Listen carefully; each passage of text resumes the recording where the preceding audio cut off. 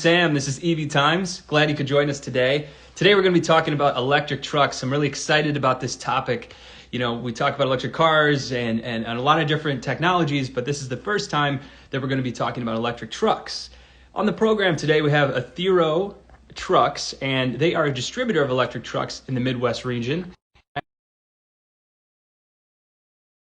So I'm going to invite him in right now, and just wait just a second here. It usually takes a minute to get connected. All right, it looks like it's working right now. John, how you doing today? Hey, Sam, I'm doing well. How are you doing? I'm doing great. So I was doing kind of a brief intro about ETHERO trucks, but I never do it justice. So if you wouldn't mind, just tell us Sure. what ETHERO trucks is all about. Yeah, absolutely. So we're an electric truck distributor, but in addition to that, we also work through the energy services aspect of the complex model of bringing electric vehicles online. Okay, so you're basically like a distributor of electric trucks That's correct. in a Yep. certain region. Okay, right. Yeah.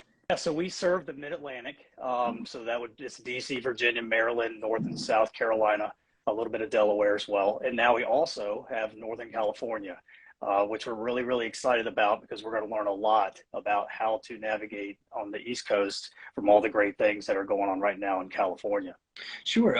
Okay, so tell us a little bit about what your role is at ETHERO trucks and how Yeah, you fit into it. Yeah. Sure, absolutely. Yeah. So I lead the energy services aspect of ETHERO. And when we start thinking about what differentiates this business, it's not only the fact that we've aligned with the right OEMs, with Nikola and Lone Star specialty vehicles today. We're still looking for other partners as we continue to build out the portfolio. But what we understand is that if we truly want to enable the adoption of electric on-highway trucks, we have to figure out the electrification part of that equation. And taking time and watching some of your other videos and feeds, there's a lot of just positive momentum around, electrification.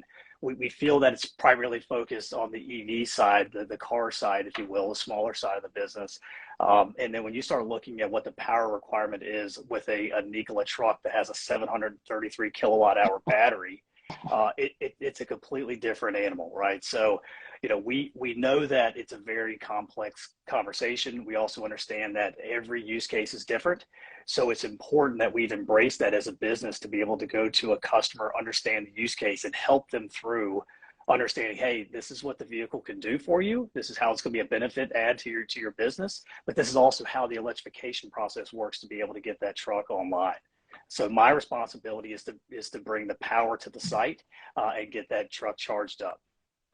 Okay, and so we're talking specifically about like semis, right? These are not your typical like passenger electric trucks, right? That's correct. That's correct. Today we're focusing on the Class 8 road tractor, that's the Nikola product. We also promote the Lone Star specialty vehicle, which is a terminal tractor. Some refer to it as a yard jockey. It's the one you see that pulls all the containers around at ports and various distribution centers. So yeah, today we're focusing in those two spaces, and we look to bring on a Class 4 through 6 size. More in line with like you would see like a FedEx type UPS, box van kind of step van type setup there. But that's where we're focusing today. Yes, is in that market. Mm-hmm. And so there's obviously a huge demand for that. I mean, trucks transport equipment all over the country all the time. So there's obviously a need for it, right? Absolutely, absolutely, and we're blessed with a really nice territory because on the East Coast we have so many ports that we operate in between Baltimore and Virginia and Charleston, and then when you get out to the West Coast, of course, there's plenty of ports on the in the Bay Area as well. So we're very fortunate to have those in our region. And Nikola's product today is more of a regional 300 mile, 300 mile less kind of setup, but they're soon to release their hydrogen fuel cell, which will go up to 500, and they'll even have a long haul like 900-mile a truck here soon enough. So we're going to see the capability start to expand here pretty quickly. Wow, 900 miles on a single charge. That's incredible. Yeah, that's going to be the hydrogen fuel cell, right? So I mean, we talk about the complexities of charging infrastructure. the hydrogen portion is going to be even more complex. The West Coast definitely has the hydrogen deployment today, not so much on the East Coast, but it's a very important technology. It's one that we need to make sure it's blended into the overall model. Hydrogen and electrification, I think, coming together works out really well. I'm not saying each one will be the way to go. So it's going to be important to see the deployment of hydrogen as well. Mm-hmm. And that will then also roll into energy services too. So it's helping to solve that whole energy problem. Sure. Okay. So talk a little bit more about energy services. How does that fit into this? Yeah. So absolutely. So we not only will help the customer understand, okay, this is the charging configuration you need for your fleet, but we also have the ability to build distributed energy behind the meter. And that's the struggle I think that we're seeing mostly today, is that just every utility just has to manage all of the requests for charging infrastructure.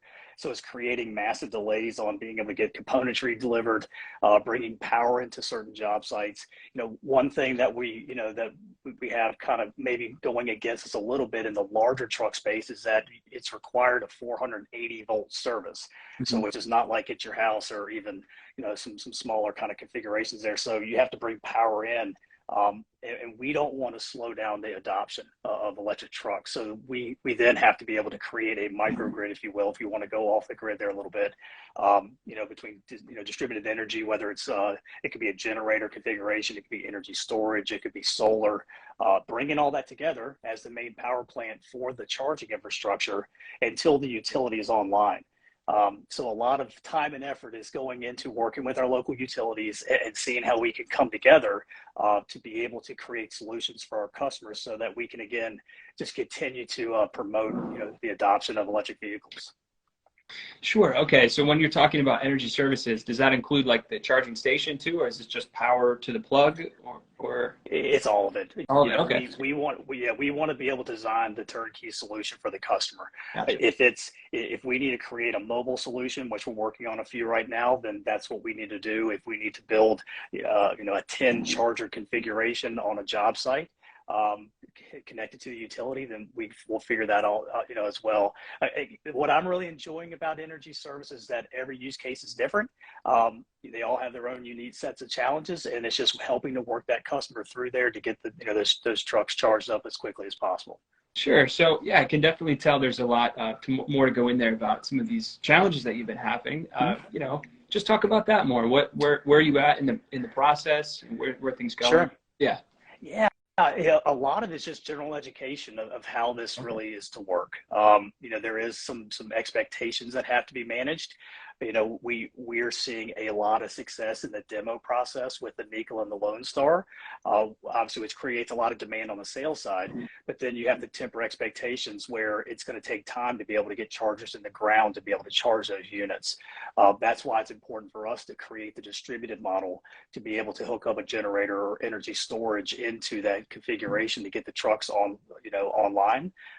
So that really is probably the biggest challenge we have. And then, of course, it's just you're working with various utilities across our territory. I mean, if we had one state with one utility, that might be one story. But in the Mid-Atlantic alone, Virginia, Maryland, DC, there's 5 different utilities that we're working with right there. And then in California, it's a different story out there as well. But it's just bringing the right people together, having the right conversations for the sake of our customer and the sake of deploying these electric trucks, because it's so important, to what we're setting out to do here. So those are really some of the challenges that we're facing, Sam, right now. It's just education and then the speed to be able to deliver. Sure. Okay. Great. I mean, well, it sounds like nothing is impossible to overcome. It sounds like so. Yeah. Talk a little bit about the future. Where are you guys going next? Just tell me more about that. Yeah. Well, we need to fully deploy in the territories we do have. Right now we currently have 3 locations in the Mid-Atlantic. We still need to build out in North and South Carolina. We're working on building out in Northern California. There's a tremendous amount of potential out west, as you would imagine. Some mandates have recently come out that that will benefit the sales side of the business, but also with that, we're going to have to work with our customers because not everybody wants to have a mandate to told how to run their business and what to do. So we'll work through that as well. But I think we need to let's get Northern California and the Mid Atlantic nailed down. Let's get out there and deploy a bunch of trucks. I think our next focus would be on the class 4 through 6 product that we want to add to the portfolio and kind of see where we go from there. And again, with Nikola coming online with the hydrogen fuel cell, that's going to take some time to learn and understand what that's all about. But again, we're up to it and we're really excited about it. So I'd like to hear a little bit about the technology as well. And I'm curious what your perspective is. How does technology fit into what you do? And also, it's a two-part question actually. What is the next technology that you see that could implement into the adoption of EVs? I feel like the whole thing, Sam, is technology. We just got back, a handful of us got back from the Advanced Clean Transportation Expo in California. I don't know if you were there or not, but it was great. Great turnout, and it was even better to be able to walk the floor and see all the cool things that are coming out. I mean, I think that, again, another thing I appreciate about this business is that it's just so technology driven. So to answer your question, I promise I was going to get there. To me, it seems like it's the advancement of the charging capability itself. So last year, the 180 kilowatt charger was kind of the standard. Again, put that in perspective to one of your recent live feeds on the level 2s. That's like a 7 to 19 kilowatt level 2. We're talking 180 kilowatts. But then we leave Anaheim last week, and there's companies creating megawatt charging. And you start thinking about how much power can you put into one of these trucks as quickly as possible to charge them up, and how do you take that and disperse that power out to charge multiple units? So I'm really just curious on the advancements of charging in itself, and then the energy storage part of the equation is going to have to advance. We can capture through solar. We need to put it somewhere. You're not going to be able to use a battery in its entirety just to charge. It's going to have to come from somewhere. So to see how all these pieces start to come together, and obviously make it advantageous for an end user. But that was a big takeaway, was the technology around charging. Now, the hydrogen piece, in fairness, we got a lot to learn at ETHERO around how the hydrogen component of this works. I think a lot of people do, but again, we're committed to learning that and supporting our customer. Okay, so it sounds to me like charging is the biggest piece there, and I completely agree with you. It's the access to it. It's how do we get the vehicles back on the road as fast as possible. Really, 100%. Yeah, that's the problem to solve for. Yeah, right. We've really touched on a lot of great subjects here, and I'm just curious, is there anything I haven't asked you so far that you'd like to talk about that I didn't bring up? No, I think that, again, I thank you for your time. And I did want to tell you in preparation, went through and watched all the other, videos that you've had, and just great job, doing what you're doing and driving awareness. I look forward to year plus down the road, seeing how everybody, where they are today and kind of where they end up and keep going. That'll be really exciting. And hopefully we have a chance to connect here soon, and share more stories about the success of the ETHERO and all things, EV. Awesome. Yeah, I'm looking forward to it too. We'll be here. Good. We're not going anywhere, so we'll be around. Good. So John, again, thanks so much for coming on. Thank you.